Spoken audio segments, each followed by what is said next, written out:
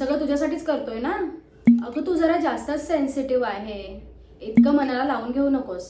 तूच चुकीची समजून घेतेस. कधी असं झालंय का की बाहेरचा माणूस कोणी काही बोलून गेलं तर चालून जातं, पण आपलाच माणूस जर आपल्याला काही बोलला तर हृदयात घाव लागल्यासारखं होतं. कारण तो जवळचा असतो, आपला वाटणारा असतो आणि म्हणूनच त्याच्याकडून आलेला त्रास जास्त दुखावतो. आज आपण याच विषयावर बोलणार आहोत की आपला माणूस जेव्हा आपल्याला दुखावतो तेव्हा काय करायचं आणि या जवळच्या माणसांकडून होणाऱ्या त्रासापासून आपण बाहेर कसं यायचं. सगळ्यात आधी आपण बघूया जवळचाच माणूस का आपल्याला बरं दुखावतो.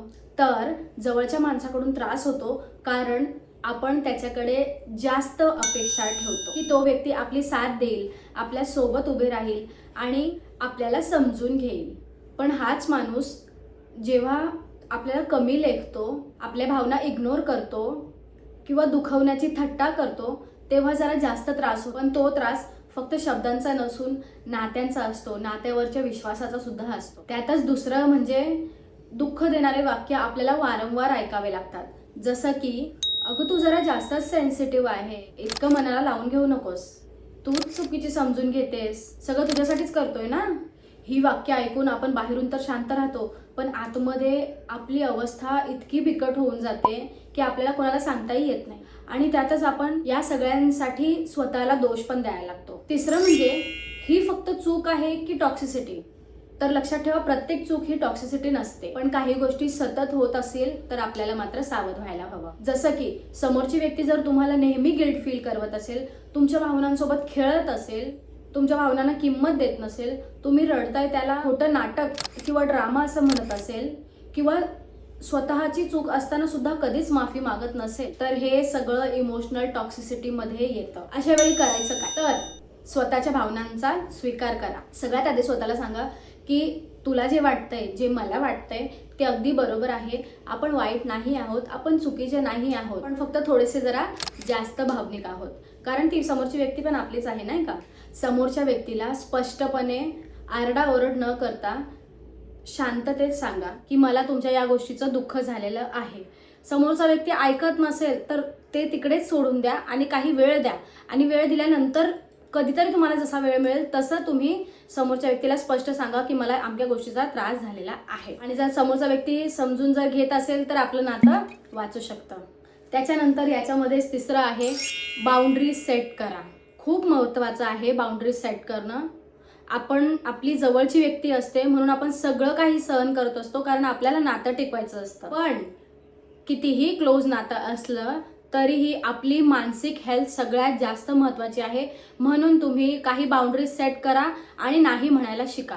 नाही म्हटलं की वादही टळतात आणि समोरच्या व्यक्तीलाही तितका त्रास होत नाही जितका भांडण्यामुळे होतो आणि आपल्यालाही तितका त्रास होत नाही समोरचा व्यक्ती आपल्याला बोलल्यामुळे होतो. त्याच्यानंतर याच्यामध्ये चौथं आहे स्वतःला दोष देणं थांबवा. प्रत्येक वेळेस आपलीच कशी काय बरं चूक, समोरच्या व्यक्तीची पण कधीतरी चूक असू शकते ना.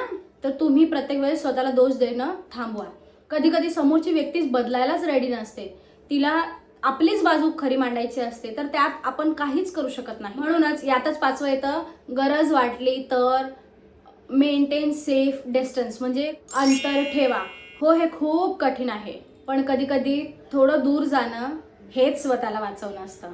यात शेवटचा भाग आणि शेवटचा मेसेज माझ्याकडून तुम्हाला म्हणजे आपल्याला लहानपणापासून शिकवलं जातं, आपल्यावर असेच संस्कार टाकले जातात की ठीक आहे थोडंफार होतं, ॲडजस्ट करायचं, सहन करायचं आणि नातं टिकवायचं. पण खरंच हे योग्य आहे का?